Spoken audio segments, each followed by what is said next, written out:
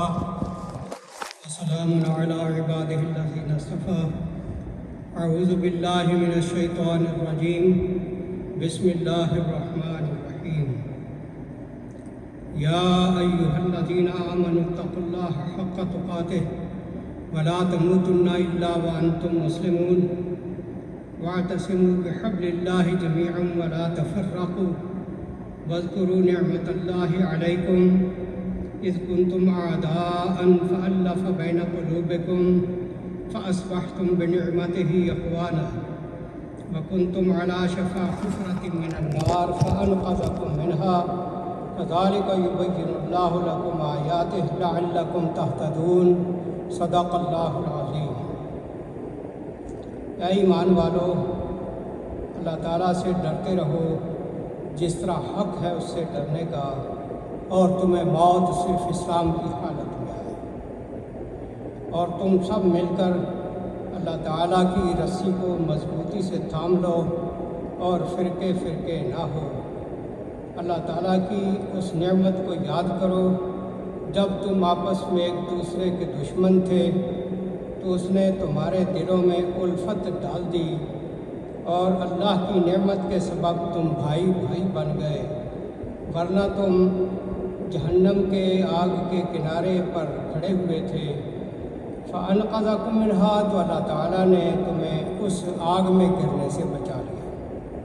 كَذَلِكَ يُبَيِّنُ اللَّهُ لَكُمْ آيَاتِهِ، اسی طرح اللہ تعالیٰ اپنی آیات کھول کے بیان کرتا ہے، لعلکم تہتدون، ممکن ہے کہ تم ہدایت پا جاؤ۔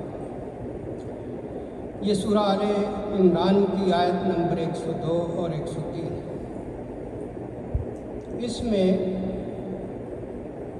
امام راضی لکھتے ہیں، اعلم انہ تعالی لما حذر المؤمنین من اضلال الکفر ومن تلبیساتہم فی الآیت الاولی امر المؤمنین فی هذه الآیات بمجامع الطاعات۔ پچھلی آیات میں اللہ تعالیٰ گمراہیوں سے بچنے کے لیے مومنوں کو ہدایات دے رہا تھا، اور ان آیات میں اللہ تعالیٰ نے جامع قسم کی اطاعت کا حکم دیا۔ فَأَمَرَهُمْ أَوَّلًا بِتَقْوَى اللَّهِ وَهُوَ قَوْلُهُ اتَّقُوا اللَّهَ۔ پہلا اس آیت کے اندر جو حکم آیا ہے وہ ہے اتقوا اللہ، کہ اللہ سے ڈر جائے۔ وَثَانِيًا بِالْاعْتِصَامِ بِحَبْلِ اللَّهِ، اور دوسرا حکم اس میں یہ آیا ہے کہ اللہ تعالیٰ کی رسی کو مضبوطی سے تھامو۔ اور تیسرا حکم اس آیت میں یہ آیا ہے وَثَالِثًا بِذِكْرِ نِعَمِ اللَّهِ، کہ اللہ تعالیٰ کی نعمتوں کو یاد کرو کہ تم ایک دوسرے کے دشمن تھے۔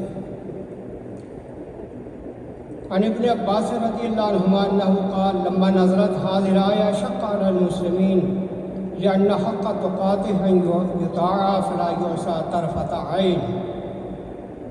رسول اللہ صلی اللہ علیہ وسلم نے حضرت ابن عباس سے روایت ہے کہ جب یہ آیت نازل ہوئی کہ اللہ سے ڈرو جس طرح حق ہے اس سے ڈرنے کا، شق ذالک علی المسلمین لأن حق تقاته، تو مسلمانوں پر، صحابہ کرام پر یہ آیت بہت ہی شاق گزری، بڑی ہی دشوار گزری، کیونکہ اللہ تعالیٰ کا حق ادا نہیں کیا جا سکتا۔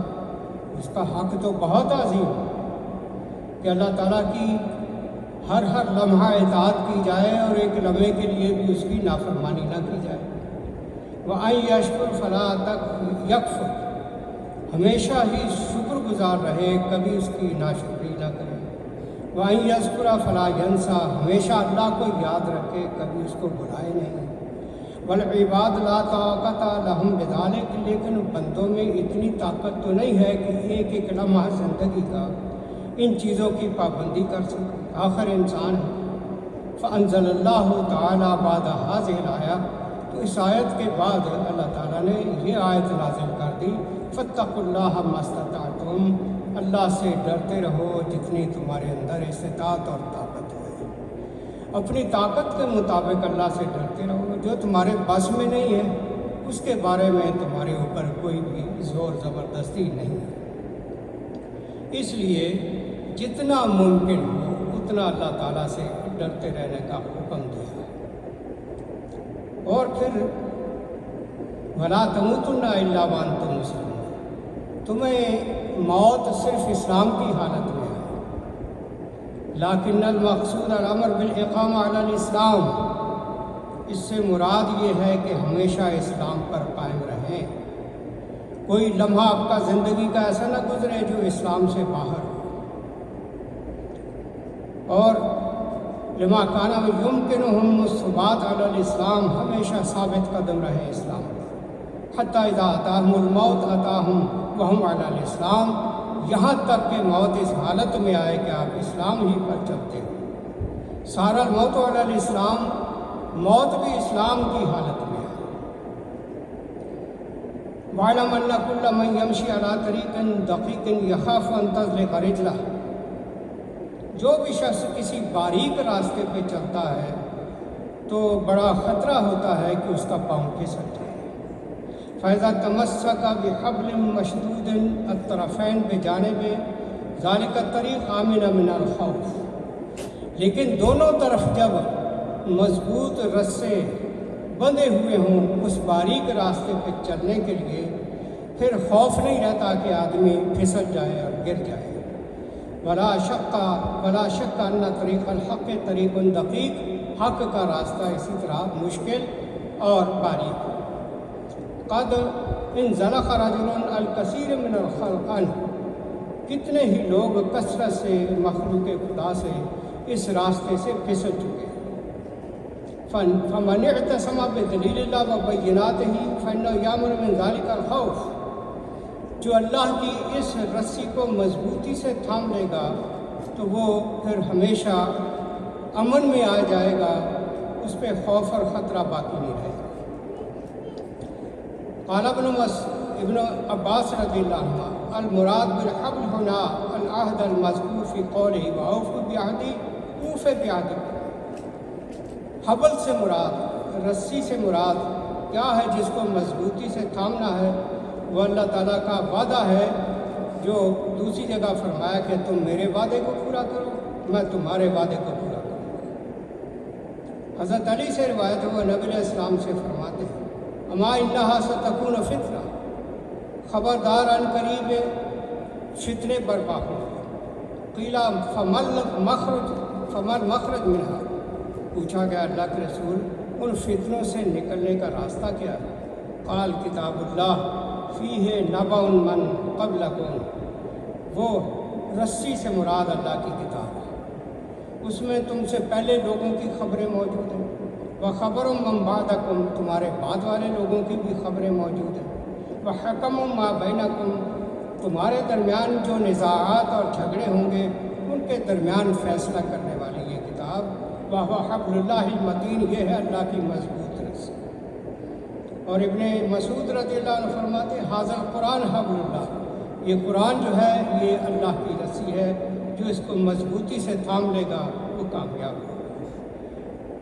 قال نبی صلی اللہ علیہ وسلم انی تارک فیکم الثقلین، رسول اللہ صلی اللہ علیہ وسلم نے فرمایا میں تمہیں بہت بھاری چیزیں چھوڑ کے جا رہا ہوں، نہایت قیمتی دو چیزیں چھوڑ کے جا رہا ہوں، کتاب اللہ تعالی حبل ممدود من السماء الی الارض، ایک تو اللہ کی رسی مضبوط جو آسمانوں سے زمین تک آتی ہے وہ اللہ کی کتاب ہے، وعطرتی اہل بیتی، اور دوسری مضبوط اور انتہائی قیمتی چیز میرے اہل بیت اور میرے خاندان کے لوگ ہیں۔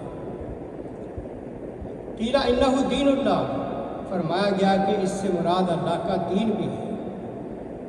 کسی نے کہا ہوا طاعت اللہ، کہ اللہ کی اطاعت یہاں سے مراد ہے۔ قیلا ہوا اخلاص و توبہ، یہ بھی بتایا گیا کہ خالص توبہ کرنا یہ اللہ کی رسی ہے۔ قیلا الجماعہ، یہ بھی کہا گیا کہ اس سے مراد جماعت ہے۔ ولا تفرقوا، اور یہ بھی ساتھ حکم دیا ٹکڑے ٹکڑے نہ ہو جانا، فرقے فرقے نہ ہو جانا۔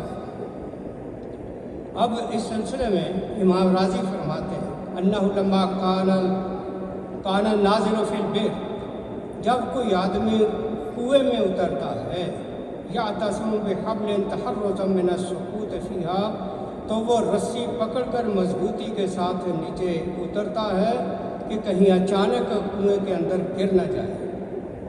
वकाना किताबुल्लाह वअहदुहु व दीनुहु व ताअतुहु व मुवाफ़क़तुहु लिजमाअतिल मुमिनीन हिर्ज़न लिसाहिबिही मिनस्सुकूत फ़ी क़ार जहन्नम।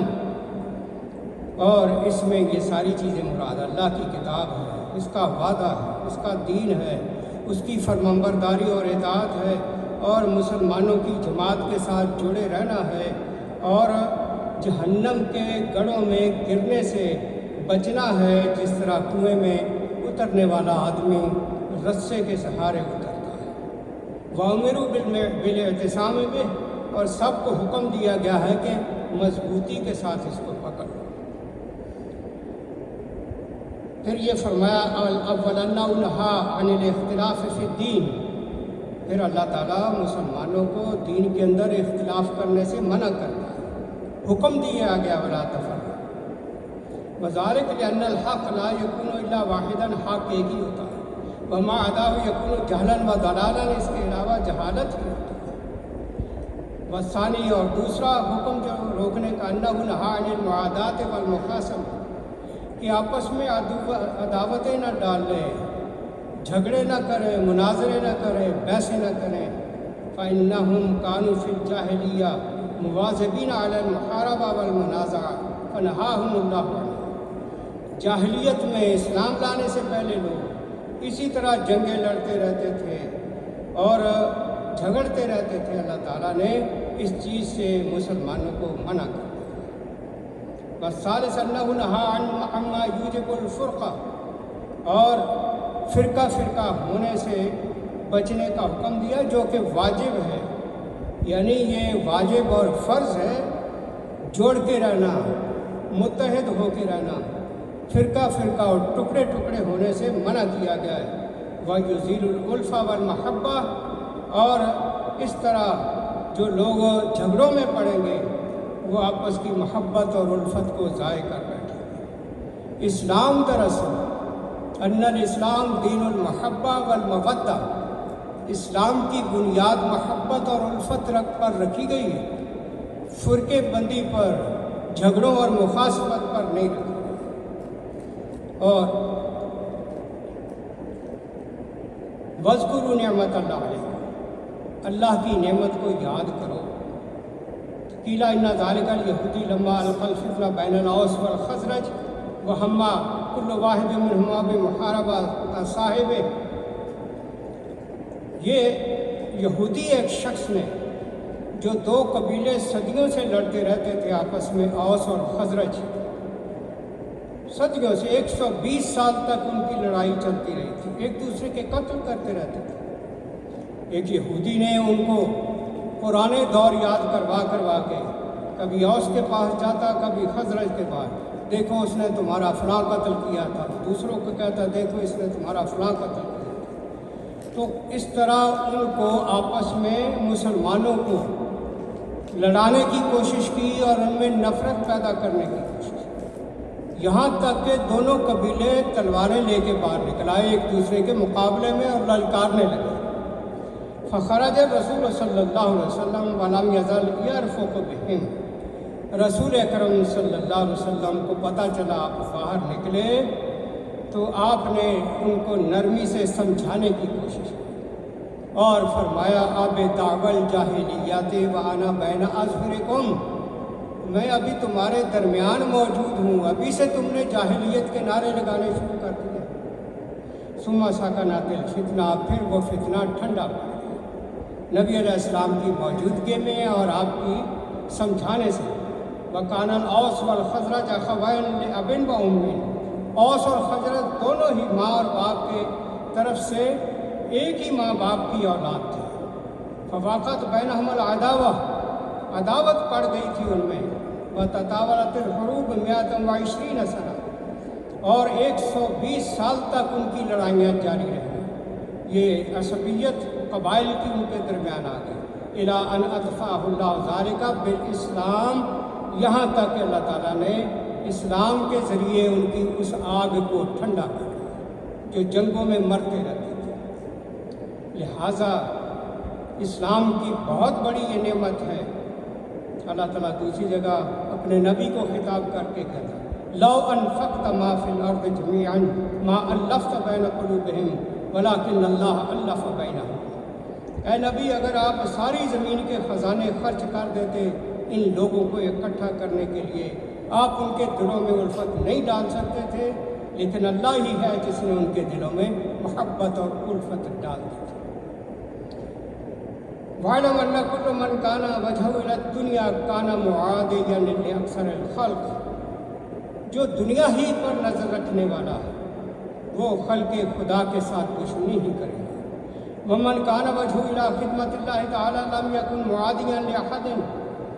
جس کی نظر اور چہرہ اللہ کی خدمت، اللہ کی طرف رہے گا کہ اللہ کے بندوں کی خدمت کرے، وہ کسی کا دشمن نہیں ہو سکتا، وہ ہمیشہ دوسروں کا ہمدرد اور خیر خواہ رہے گا۔ وَلِهَٰذَا قِيلَ إِنَّ الْعَارِفَ إِذَا أَمَرَ بِأَمْرٍ بِرِفْقٍ وَيَكُونُ نَاصِحًا لَا يَنْعَفُ وَيُعِيرُ فَهُوَ مُسْتَبْصِرٌ بِسِرِّ اللَّهِ فِي الْقَدْرِ۔ جو بھی شریعت کے احکام کو گہرائی سے جانتا ہے وہ نرمی کے ساتھ بات کرے گا، وہ ہمیشہ خیر خواہی اور ہمدردی دل میں رکھے گا، کسی کے ساتھ وہ سختی سے پیش نہیں آئے گا، کسی کو عار نہیں دلائے گا، بلکہ اللہ کی تقدیر کے جو اسرار ہیں ان پر اس کی نظر۔ یہ چند ایک چیزیں مسلمانوں کے وحدت کے لیے بیان فرمائی اللہ تعالیٰ نے اور مفسرین نے جو ذکر کیا۔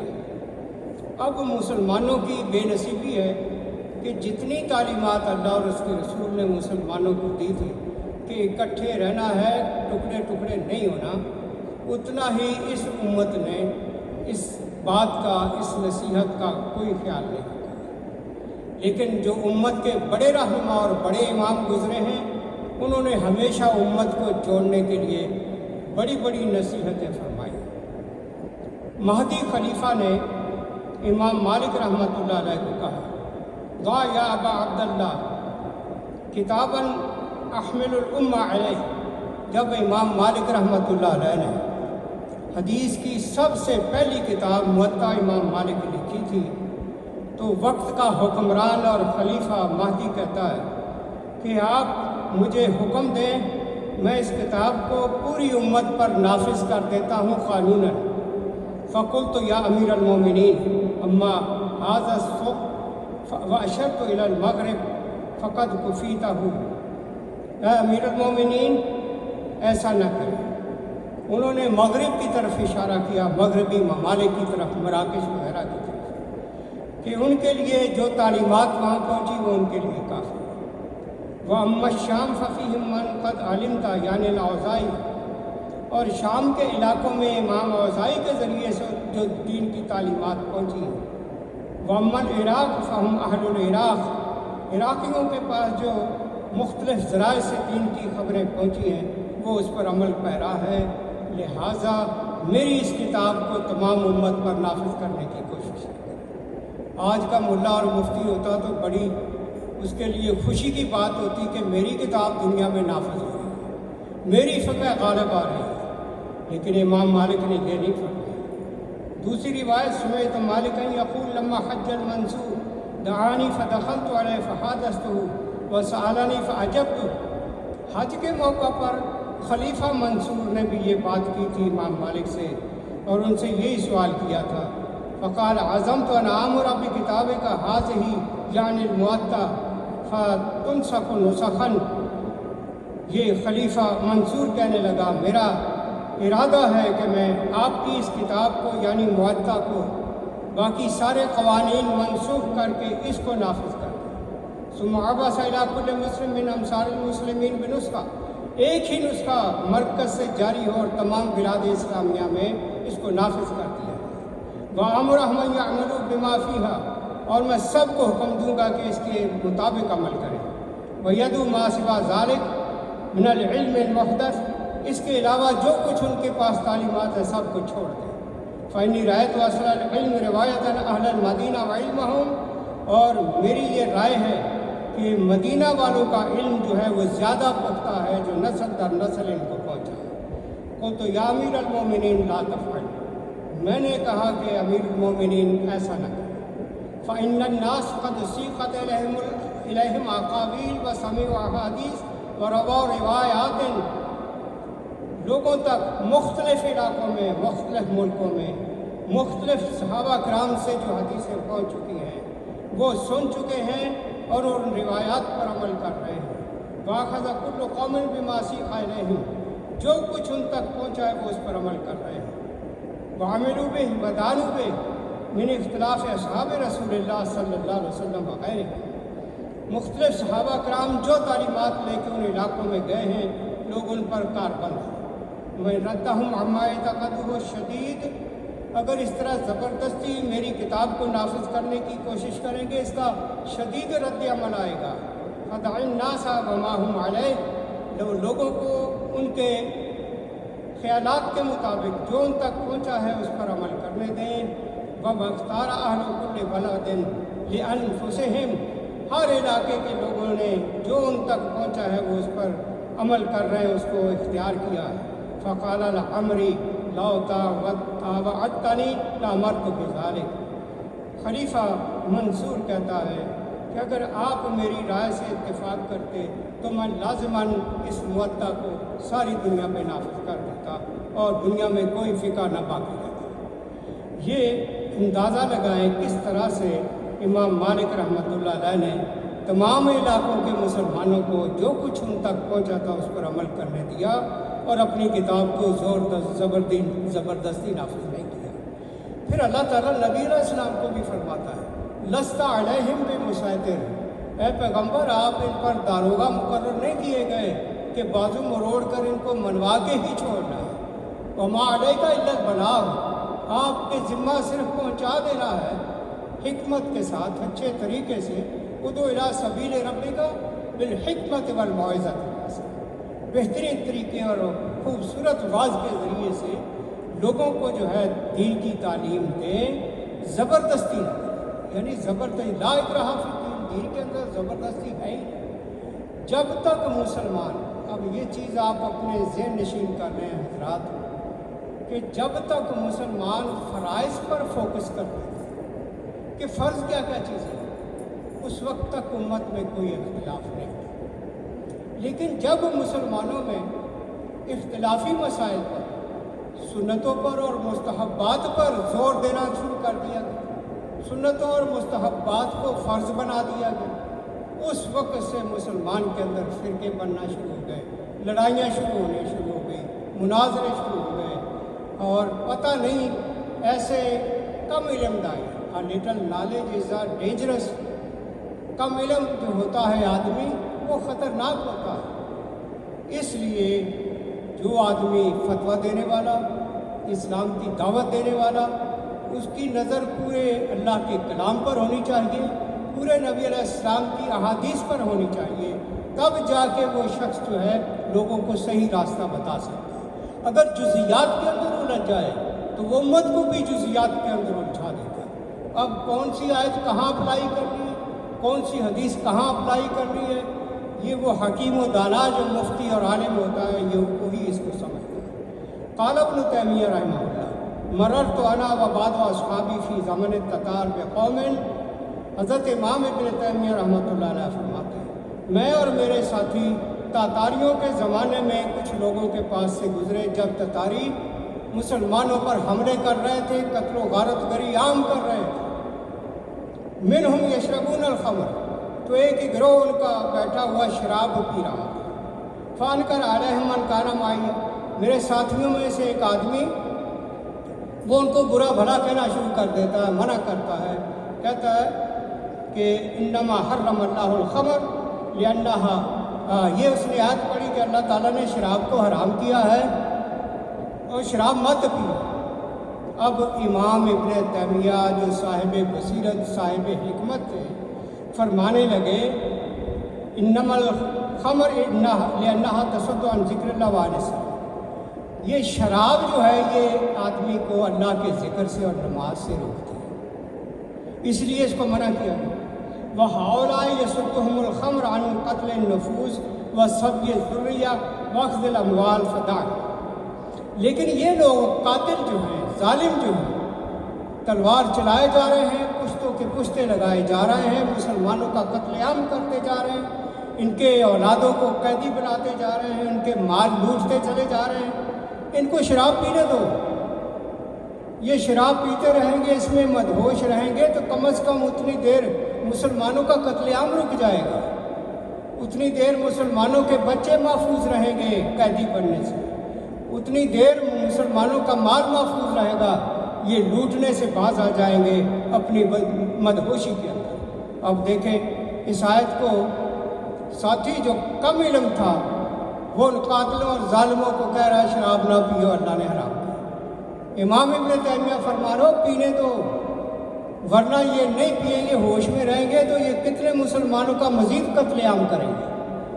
تو اب یہ حکیم دائی جو ہوتا ہے، صاحب فراست، وہ جانتا ہے کہ کس آیت کو کہاں پہ اپلائی کرنا ہے، کس حدیث کو کہاں پہ اپلائی کرنا ہے۔ اور پھر حضرت ابو ہریرہ رضی اللہ عنہ فرماتے ہیں، انس بن حکیم کہتے ہیں مجھے ابو ہریرہ نے کہا اذا اتیت اہل مصر فاخبرهم انی سمعت رسول اللہ صلی اللہ علیہ وسلم، کہ جب تو فلاں اپنے علاقے میں جائے تو لوگوں کو بتانا میں نے رسول اللہ صلی اللہ علیہ وسلم کو فرماتے سنا تھا ان اول ما یحاسب به الرجل صلاته المکتوبہ، سب سے پہلے اللہ کے حقوق میں سے جس چیز کا حساب لیا جائے گا وہ فرضی نماز کا ہوگا، صلاۃ المکتوبہ، فرضی نماز کا۔ فإن صلحت صلحت صلاته، اگر اس کی نماز درست ہوئی تو بہتر ہے، وإلا زید فیہا من تطوع، ورنہ نفلی جو عبادات اس نے کی ہوں گی وہ اللہ تعالیٰ اس میں سے لے کر اس کی فرائض کی کمی کو پورا کر دے گا۔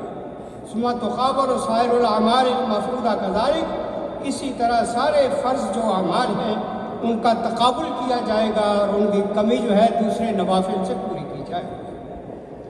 اور ترمذی کی روایت قال النبی صلی اللہ علیہ وسلم انظروا هل لعبدی من تطوع فیکمل بها من تقص من الفریضہ، اللہ فرمائے گا قیامت کے دن دیکھو میرے اس بندے کے فرض کے اندر جو کمی رہ گئی ہے، اس کی کوئی نفلی عبادات دیکھیں تو وہاں سے اس کی نفلی عبادات کو لے کے فرائض کے اندر کی کمی کو پورا کر دیا جائے گا۔ یعنی حساب فرائض کا ہونا ہے، نفلی عبادات کا نہیں ہونا۔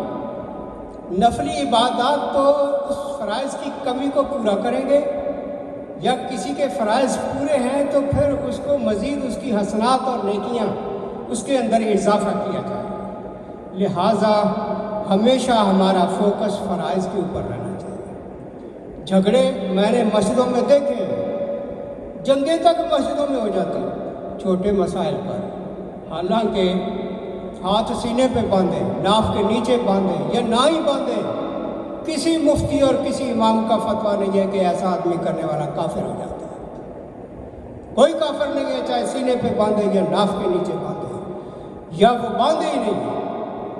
امام مالک رحمۃ اللہ علیہ نے موطا امام مالک میں رفع الیدین کی حدیثیں بیان کی، ہاتھ باندھنے کی بیان کی، لیکن خود وہ ہاتھ نہیں باندھتے تھے، سارا مدینہ نہیں باندھتا تھا، بلکہ اس وقت کے مرکز جو تھے اسلام کے کوفہ اور بصرہ، وہاں بھی لوگ ہاتھ چھوڑ کے نماز پڑھتے تھے۔ اس پر علامہ امام ابن ابی شیبہ رحمہ اللہ نے، جو امام بخاری کے استاد ہیں، انہوں نے مصنف ابن ابی شیبہ میں یہ باب مقرر کیا ہے، باب ارسال الیدین، ہاتھ چھوڑ کے نماز پڑھنے والوں کا باب۔ اس میں انہوں نے امام حسن بصری کا، امام مالک کا، امام نخعی کا، مختلف اس دور کے بڑے بڑے تابعین، سید التابعین، رئیس التابعین، سعید بن مسیب جو مدینہ میں تھے، یہ سب ہاتھ چھوڑ کے نماز پڑھتے تھے۔ اور بعد میں نے اپنے ایک استاد سے ایک بار پوچھا تھا کہ یہ جو روایات اتنے بڑے بڑے تابعین ہاتھ چھوڑ کے نماز پڑھتے رہے،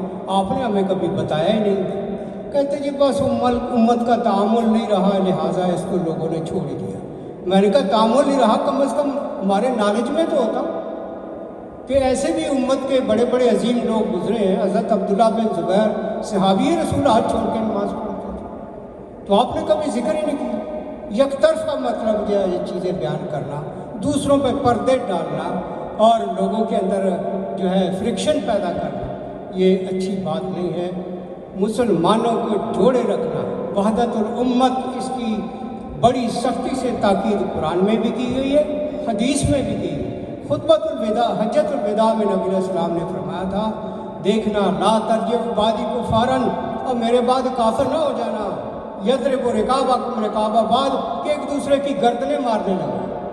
میں نے تمہیں بڑی محنت سے اکٹھا کیا, یکجان کیا ہے, محبت ڈال دی ہے, کہیں میرے بعد نفرتیں نہ پیدا کرنا. اور نبی علیہ السلام جب اپنے گورنروں اور داعیوں کو مختلف ملکوں میں بھیجتے تھے تو یہ حکم دیا کرتے تھے, بشروا ولا تنفروا, لوگوں کو خوشخبریاں سنانا, ان کو متنفر نہ کر دینا. یسروا ولا تعسروا, ان کو آسانیاں بتانا, ان کو مشکلات میں نہ ڈالنا. نبی کی تعلیم یہ ہے. لیکن ہمارے کم ظرف مولویوں کا حال یہ ہے, چھوٹی چھوٹی باتوں پر مسلمانوں کو لڑاتے اور نفرتیں پیدا کرتے. اب وہ کون سا دین ہے جس کے بتانے سے مسلمان ہی نفرت کر جائے ایک دوسرے سے اور بغض پیدا ہو جائے ایک دوسرے سے؟ حالانکہ دین تو محبت کا دین تھا, اس سے تو امت جڑتی ہے نہ کہ ٹوٹتی ہے. لہٰذا مستحبات پر اتنا زور نہیں دینا چاہیے. ایک دفعہ امام ابن تیمیہ رحمہ اللہ کو خط ملا کہ فلاں علاقے کے لوگ چھوٹے چھوٹے مسائل پر اتنا جھگڑتے ہیں, لڑائی فساد کرتے ہیں. تو امام نے ان کو لکھا تھا کہ جہاں اس طرح کا خطرہ ہو وہاں مستحبات کو چھوڑ دو. یہ چھوٹے مسائل جن پہ جھگڑتے ہو نا, ان کو ترک کر دو اور وحدت امت کا خیال رکھو, کیونکہ وحدت امت فرض ہے. امام حسن بننا شہید رحمۃ اللہ علیہ اسکندریہ مصر میں جب گئے, رمضان آیا تو وہاں لوگ مسجد میں 8 تراویح اور 20 تراویح پر جھگڑنے لگے. امام رحمہ اللہ صاحب بصیرت تھے, وہ کھڑے ہوئے, انہوں نے لوگوں سے پوچھا مجھے یہ بتاؤ اتحاد امت فرض ہے یا سنت ہے؟ لوگوں نے تھوڑا سا سوچا تو کہنے لگے یہ تو فرض, کیونکہ اللہ حکم دے رہا واعتصموا بحبل اللہ جمیعا.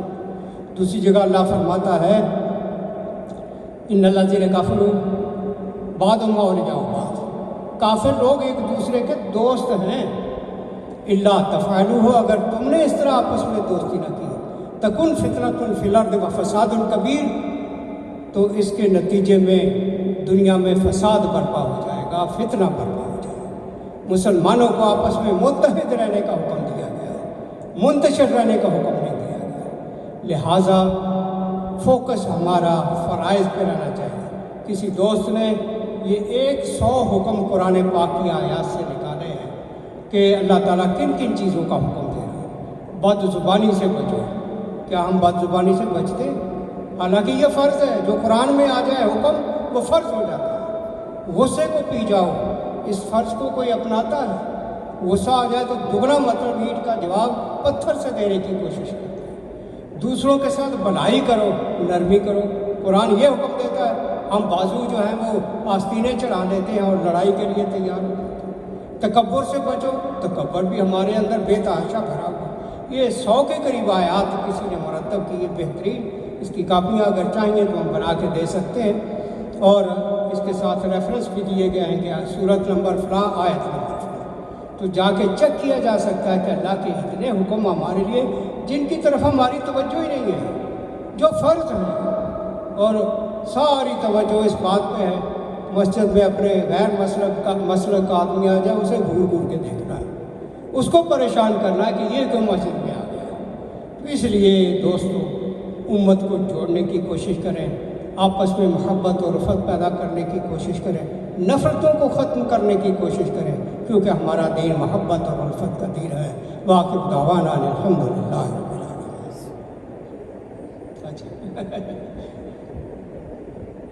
Only one person.